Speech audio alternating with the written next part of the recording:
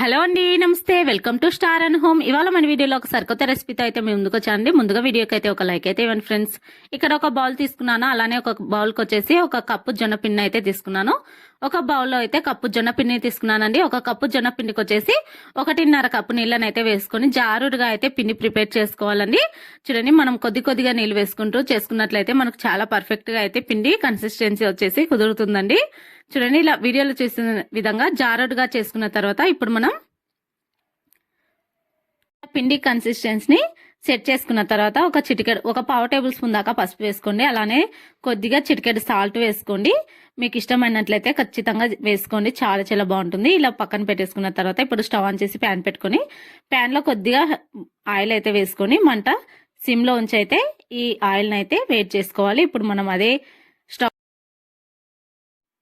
ఇక్కడ బాగా గుర్తుపెట్టుకోవాల్సిన విషయం ఏంటంటే ఒక కప్పు జొన్న పిండి, అదే కప్పుతో అయితే ఒక కప్పు బెల్లం, అలానే ఒక కప్పు దాకా నీళ్లు. జొన్న పిండిని కలుపుకోవడానికి 1.5 కప్పు నీళ్లు, బెల్లం ఒక కప్పు, బెల్లం తురుము ఒక కప్పు, అలాగే నీళ్లు ఒక కప్పు. ఇలా మంచిగా మంట మీడియంలో ఉంచుకుంటూ బెల్లం పూర్తిగా కరిగిపోయే వరకు అయితే కరిగించుకోవాలి. ఇలా బాగా తుర్లుతూ ఉంటుంది కదండి బెల్లం నీళ్ళు వచ్చేసి. అలాంటప్పుడు ఒక 2 ఇలాచీలను అయితే దంచి వేసుకోండి. లేదు ఇలాచీ పౌడర్ ఉన్నట్లయితే కూడా వేసేసుకోండి. ఫ్లేవర్ అయితే చాలా చాలా బాగుంటుందండి. ఇక్కడ నేను కొద్దిగా ఎల్లో ఫుడ్ కలర్ని అయితే యూజ్ చేస్తున్నానండి. మీరు ఇంకా నార్మల్గా చేసేటప్పుడు అయితే ఏమీ అవసరం లేదు. నాకు వీడియోలో మంచిగా కనిపించడం కోసమని నేను జస్ట్ చిటికెడు అయితే వేసుకున్నానండి. చూడండి, ఇలా బెల్లం బాగా కరిగిపోవాలి. అలానే ఏ పాకం కూడా అవసరం లేదండి దీనికి. బెల్లం బాగా కరిగిపోయిన తర్వాత ఇలా మరుగుతున్నప్పుడు ఇంకా స్టవ్ ఆఫ్ చేసుకోవడమే, పక్కన ఉంచుకోవాలి. బెల్లపు సిరప్ వచ్చేసి మూత పెట్టేసి పక్కన ఉంచుకుంటున్నాను. ఇప్పుడు పక్కన ఆయిల్ అయితే బాగా హీట్ అయిపోయిందండి. మంట మీడియంలో ఉంచుకొని కొద్దిగా గుంట గెట్ట తీసుకొని ముందుగా చూపిస్తున్న పిండిని అయితే ఇలా పోసేసుకోవాలండి. నేను ముందుగానే పోసేసుకున్నాను. ఇంకా లాస్ట్లో వీడియో తీద్దామని చెప్పేసి ఇంకా ముందుగానే చేసేసి పెట్టుకున్నానండి. ఇది లాస్ట్ ఒక 2 వాయిలు అయితే మీకు చూపిస్తున్నాను. ముందుగా ఒక 2 వాయిలు అయితే వేసేసుకున్నానండి నేను. చూడండి, వీడియోలో చూపిస్తున్న విధంగా ఇలా వేసేసుకున్నాం అనుకోండి, చాలా ఈజీగా అయితే అయిపోతుందండి. చాలా సింపుల్గా 10 నిమిషాల్లో అయితే చేసేసుకోవచ్చండి. చేసుకోవడం అయితే చాలా ఈజీ. పిల్లలు ఎప్పుడైనా స్వీట్ తినాలి అని అడిగినప్పుడు జస్ట్ 10 మినిట్స్లో అయితే ఇలా చేసి పెట్టండి. మనకు అన్ని ఇంట్లో ఉన్న ఇంగ్రీడియంట్స్ ఏనండి. అలానే మనం హెల్దీగా చేసామన్న ఫీలింగ్ కూడా ఉంటుందండి. చాలా అంటే చాలా చాలా బాగుంటాయండి. ఇంకొకటండి, జొన్న పిండి ఎక్కువగా ఆయిల్ పీలుస్తుంది అన్న డౌట్ కూడా అవసరం లేదండి మీకు. ఒకవేళ అలా అనుకునేవారైతే సగం కప్పు జొన్న పిండి, సగం కప్పు గోధుమ పిండిని కూడా యూజ్ చేసుకోవచ్చండి. మైదాని కూడా యూజ్ చేసుకోవచ్చండి. మీరు హెల్దీగా చేసుకోవాలనుకుంటే ఇలా చేసుకోండి. చాలా అంటే చాలా రుచిగా ఉంటాయి అండ్ చేయడము ఈజీ అండ్ హెల్త్ కూడా చాలా మంచిదండి. తక్కువ ఆయిల్తో మనమైతే ఈజీగా చేసుకోవచ్చండి. ఇంతకు కూడా తక్కువ ఆయిల్ వేసుకోవచ్చండి. చూడండి, చాలా ఈజీగా సింపుల్గా అయితే చేసేసుకోవచ్చు. వీడియో నచ్చినట్లయితే లైక్ చేయండి. ఇలాంటి కొత్త రెసిపీస్ కోసం అయితే స్టార్ అండ్ హోమ్ ఛానల్ని అయితే సబ్స్క్రైబ్ చేసి సపోర్ట్ చేయండి. ఇలా మనమైతే అన్నిట్లను కూడా ఇలా ఫ్రై చేసుకొని ఒక ప్లేట్లోకి అయితే తీసేసుకోవాలండి. మంచిగా ఇవి బాగా ఎర్రగా అయితే కాల్చుకోండి. ఎందుకంటే జొన్న పిండితో చేసుకున్నాం కాబట్టి పచ్చిగా ఉండే ఛాన్స్ ఉంటుందండి బెల్లం పాకులో వేసిన తర్వాత.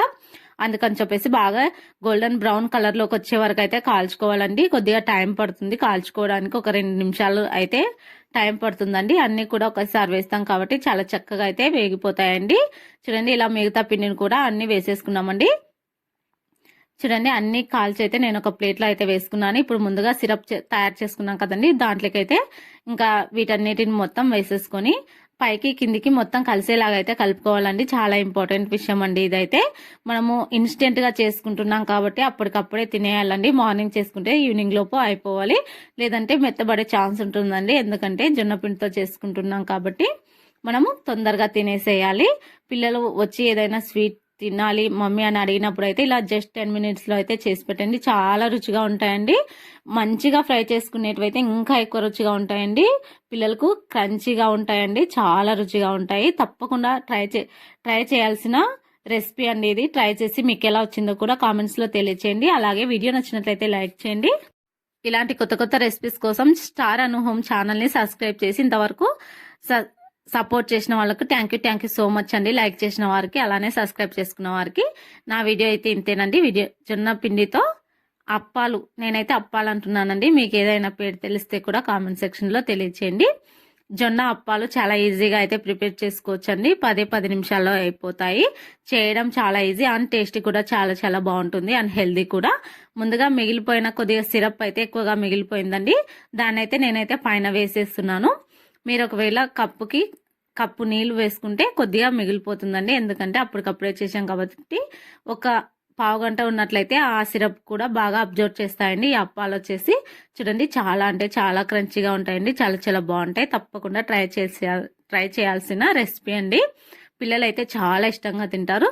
జస్ట్ మనం ఒక కప్పు చేస్తాం కాబట్టి ఎక్కువ స్వీట్ తిన్నామనే ఫీలింగ్ కూడా ఉండదండి. జస్ట్ ఒక్కొక్కరికి 2 అప్పాలు మాత్రమే వస్తాయండి. మా ఇంట్లో అయితే, మీ ఇంట్లో తక్కువ ఉన్నట్లయితే ఒక 3 వస్తాయండి. అంతే తప్ప ఎక్కువ క్వాంటిటీలో చేసుకోవాలనుకుంటే కూడా ఎక్కువ క్వాంటిటీలో కూడా చేసుకోవచ్చండి.